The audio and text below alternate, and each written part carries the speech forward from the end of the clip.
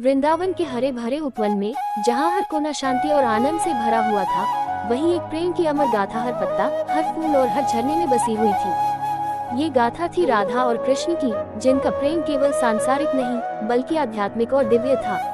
एक दिन यमुना किनारे बंसी की मधुर ध्वनि गूंज रही थी। कृष्ण अपनी मुरली बजा रहे थे और राधा उस संगीत को सुनते हुए धीरे धीरे उनके पास आ पहुंची। उनकी आंखों में प्रेम की अनंत गहराई और एक अद्भुत चमक थी।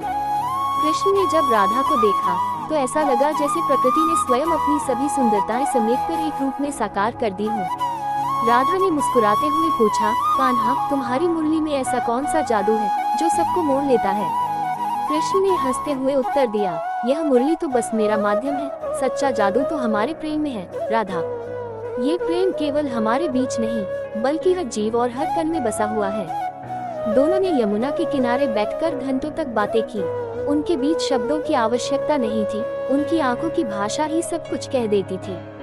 राधा और कृष्ण का प्रेम इतना दिव्य था कि उन्होंने एक दूसरे को बांधने का प्रयास कभी नहीं किया। उनका प्रेम स्वार्थरहित और अनंत था। एक दिन कृष्ण को मथुरा जाने का संदेश आया। राधा जानती थी कि कृष्ण को अपने कर्तव्यों का पालन करना है। उन्होंने एक भी आंसू बहाए बिना कृष्ण को विदा किया, क्योंकि वह जानती थी कि प्रेम का असली स्वरूप त्याग और समर्पण है। कृष्ण भी राधा से दूर जाते हुए उनके प्रेम की शक्ति को अपने साथ महसूस कर रहे थे। हालांकि कृष्ण मथुरा चले गए, लेकिन राधा और वृंदावन के हर कण में उनकी उपस्थिति महसूस होती रही। राधा जानती थी कि प्रेम केवल साथ रहने का नाम नहीं बल्कि आत्माओं का मिलन है। राधा और कृष्ण का ये दिव्य प्रेम आज भी हर प्रेमी के लिए प्रेरणा है। ये प्रेम सिखाता है कि सच्चा प्रेम न किसी बंधन में बंधा होता है और न ही किसी शर्त पर निर्भर।